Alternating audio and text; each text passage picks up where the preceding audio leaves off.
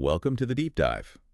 If you're familiar at all with oncology, you'll know that non-small cell lung cancer, specifically the ALK rearranged type, it presents a pretty unique challenge. We have these targeted therapies, and they've really transformed treatment, but, well, they often hit a wall. Yep. We're talking drug resistance, disease progression, Yeah, and it can happen fast. sometimes within the first year, right?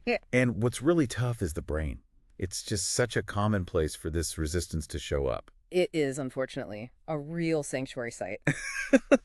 So today, our deep dive is into this really interesting new study. The ALEK-B trial is looking at a novel combination therapy designed specifically to try and tackle this resistance problem. Exactly. Our mission really is to pull apart the source material, get into the findings, and see, well, does this combination actually offer a new horizon for patients? And this kind of research is just so vital right now. Combining therapies, it's a cornerstone of modern oncology research, really. The goal is always twofold, isn't it? First, significantly delay that drug resistance, give patients longer control. And second, crucially, boost the overall effectiveness, aiming for a more durable, lasting response. Okay, so let's unpack this a bit. To really get why this trial matters, let's quickly talk about what ALK rearranged NSCLC actually is. Sure. It's a specific subtype, maybe 3 to 9% of all non-small cell lung cancers. And it's driven by these specific ALK oncoproteins, basically mutated proteins sending constant growth signals. That's it. And that's where the ALK tyrosine kinase inhibitors, the ALK TKIs, come in. Drugs like Alectinib, they've been truly transformative. Game changers. Absolutely. They block those signals. As a first-line treatment, they've massively improved survival. Just for context, you mentioned the ALX trial Alectinib, a second-gen TKI, showed a 12-month progression-free survival rate of, 68.4%? Yeah, compared to an older one, crizotinib, at like 48.7%. Exactly. A huge leap forward in keeping the cancer in check. Yet, and this is really the crux of it, why this trial exists, despite that initial success, resistance just seems inevitable. It's the major hurdle. We're talking, what, up to a quarter of patients still progressing within that first year? That's right. And like we said, the CNS, the brain, it's such a common site for relapse. So for a patient, even with these great drugs, the question is, how do we outsmart this resistance? How do we protect the brain? And that leads us right back to combination therapies. The idea is hit the cancer from multiple angles, tackle those resistance mechanisms before they really take hold. Okay, so let's bring in the other player in this combo, Bevacizumab. You might know it as Avastin. Anti-VEGF. Right, it's an anti-VEGF monoclonal antibody. Yeah. VEGF, vascular endothelial growth factor, that's key for tumors building new blood vessels, right? Yeah. Feeding themselves, spreading. Exactly, angiogenesis. And we have seen before that combining these anti-angiogenics like bevacizumab with other TKIs, well, it's shown promise. So there's a precedent. There is. And the biological thinking here is pretty solid. Preclinical work, lab studies, animal models, strongly suggested that hitting both ALK and VEGF signaling pathways at the same time. A dual blockade. Precisely. It could really enhance the anti-tumor effects and maybe overcome resistance. You're essentially disrupting multiple key pathways the cancer cells need to grow and survive. Makes sense. So with that rationale, they launched ALEK-B, an open-label, single-arm, single-center phase 2 trial. Phase 2, yeah. Important distinction. They enrolled 41 patients between April 2020 and August 2022, and the median follow-up was pretty decent, 34.5 months. That's a good amount of time to see trends. And importantly for this group, over 17% already had brain mets at the start. Which is quite typical for ALK-positive patients, but crucial to note for the results. And another key thing about this trials method. Yes. They mandated next-generation sequencing, NGS, for everyone. So that's interesting. Why is that significant? Well, it gives incredibly detailed information, ALK variant types, co-mutations, things that can influence prognosis. It means the patient group was really well-defined, which helps reduce, potential biases or false positives, compared to studies maybe relying just on older diagnostic methods. Got it. So a well-characterized group. Yeah. So let's get to the numbers then, because this is where it gets pretty exciting. The overall response rate, ORR, it was 100%. Yeah, quite remarkable. Every single patient responded. Every patient. So 36 had a partial response, 5 had a complete response.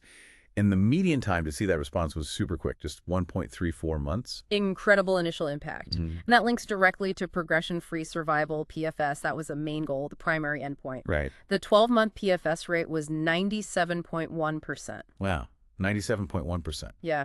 Compare that back to the ALEK's trial data for Alectinib alone, 68.4% at 12 months. Huge difference. It really suggests this combination might be doing something significant to stop that early primary resistance. Okay, what about longer term? How did it hold up? Good question. The 36-month PFS rate was 64.2%. 64.2%. How does that stack up? Well, let's see. Alectinib monotherapy in ALX was around 46.4% at 36 months. Brigatinib in LTA1L was about 43%. Okay. And even lorlatinib, the potent third-gen TKI, was around 63.5% in the CROWN trial at a similar time point, though follow-up differs. So it's holding its own, definitely competitive, even longer term. It appears so, yes. Very encouraging. And for overall survival, OS. Right, OS. The 36-month OS rate was 87.9%. Only 4 deaths out of the 41 patients during a median follow-up of about 37 months. So strong survival signals, too. That's great news. Now, the big one for this population, CNS efficacy, controlling disease in the brain. Always critical with ALK. The 36-month intracranial PFS, so progression-free inside the brain, was 87.8%. Very high. And here's what I found really striking. For the patients who didn't have brain mets when they started the trial, Yeah. the chance of developing new brain lesions over 3 years was only 8.8%. Wow, that's low. Right. Compare that to historical data for Alectinib alone, which was around 16%. Yeah. It really seems to point towards that anti-angiogenic, the Bevacizumab, playing a protective role in the CNS. That's a really important observation. And while we know the newer third-gen inhibitors like lorlatinib also have fantastic CNS control. Yes, those results are impressive too. They are. Lorlatinib showed, 60-month PFS rates of 83%, even with baseline brain mets, and 96% without. But this trial suggests combining an anti-angiogenic with even a second-gen TKI like Alectinib could be another powerful way to boost that CNS protection. Gives us options. Absolutely. Okay, but efficacy is only half the story. We have to talk safety. Always. The trade-off. Adverse events, AEs, were seen in almost everyone, 97.5%. Pretty common with combination therapies. The most frequent things were diarrhea, about 3/4 of patients proteinuria, which is protein in the urine, about 70%, and anemia, nearly 60%. Manageable things mostly, but frequent. What about more serious ones? Grade 3 or 4 AEs happened in 46.3% of patients. Okay, nearly half. What were the main ones? Proteinuria again at 22%, and increased ALT indicating liver issues at 17.1%. Right, so definitely higher rates of these more significant side effects compared to Alectinib by itself. Bevacizumab likely adds to that burden. Exactly. But what's really noteworthy, despite those higher rates, there were no fatal events reported. 0 treatment-related deaths. That's crucial. And importantly, all the adverse events they documented did resolve, either with medical support or by temporarily pausing the treatment. So while side effects were common and sometimes serious, they seem to have been manageable overall. That manageability is key for long-term treatment. But there was a specific issue with the bevacizumab, right? Discontinuation. Yes, that's right. Almost 44% of patients actually stopped the bevacizumab part of the combo. Why was that? Predominantly due to that grade 3 proteinuria that accounted for nearly 90% of the discontinuation. Ah, okay. The median time they stayed on bevacizumab was about 22.7 months.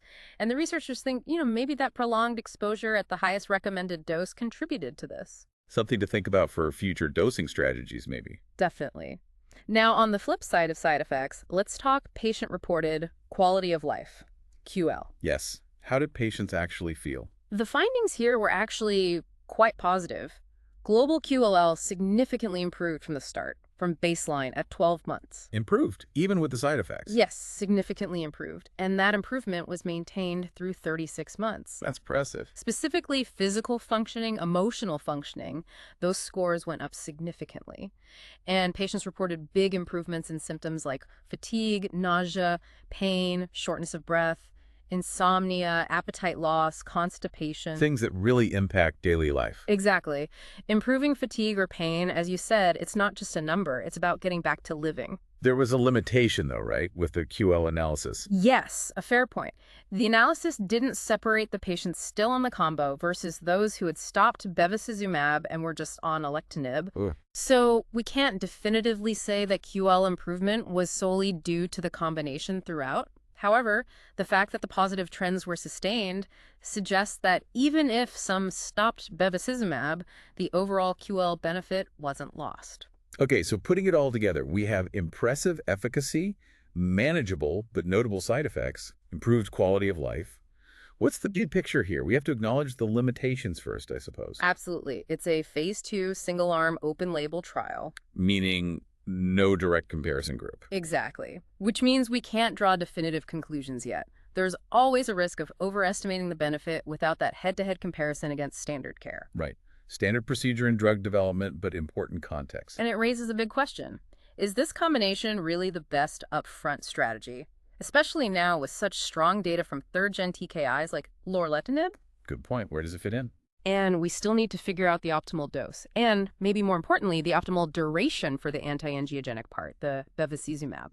How long do patients really need it, especially if they're staying on treatment for years? Right. The discontinuation rate suggests maybe continuous high dose isn't the answer for everyone long term. Potentially. The trial also did a bit of an exploratory look at patient differences, right?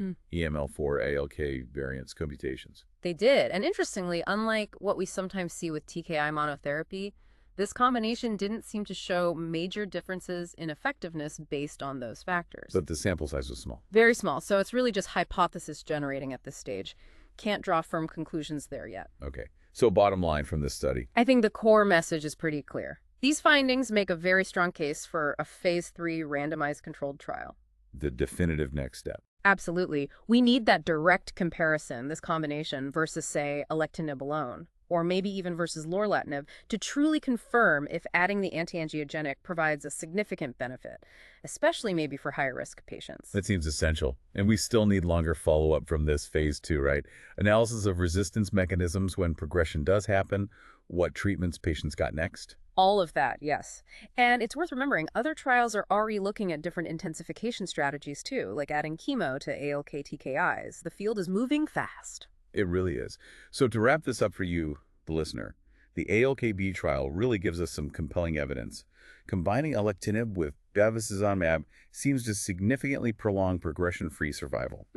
Both systemically and in the brain. Right. It seems remarkably effective at preventing disease progression in both areas for ALK positive and NSCLC. And it did this while actually improving patient-reported quality of life. And while there are definitely challenges managing those side effects, figuring out the best dosing, the best duration, the overall results here are incredibly promising. It offers real hope for a group that consistently needs better, more durable treatment options. Indeed. It really makes you think, doesn't it? As our targeted therapies get more and more precise, maybe the future isn't just about finding the one perfect drug. But about smart combinations. Exactly. Intelligent combinations that hit multiple pathways, maybe overcome resistance before it even gets a foothold. Could that fundamentally change the long-term outlook for complex diseases like this? Definitely something to keep an eye on.